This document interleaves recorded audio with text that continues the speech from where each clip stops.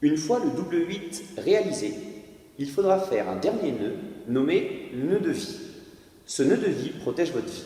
En soi, il n'est pas très solide, il bouge souvent, parfois même peut être amené à se défaire.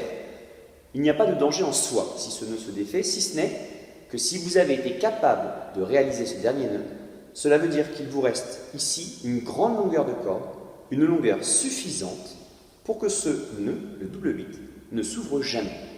Voyons ensemble ce nœud de vie. Pour réaliser le nœud de vie, je vais simplement, avec ma corde, entourer la corde ici.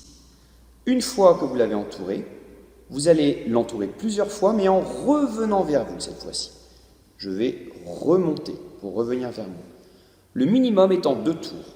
Ici, je choisis de tourner 3 tours. 1, 2, 3.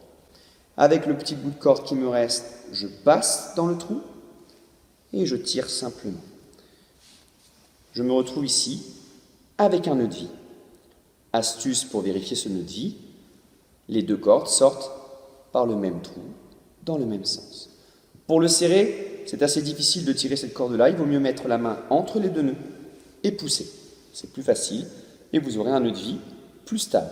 Mais remarquez que ce nœud est très mobile, il peut coulisser sur votre corde. Vous voyez, ce n'est pas un nœud qui tient grand-chose, mais il garantit, en revanche, que votre double 8 restera fermé pendant votre grimpe.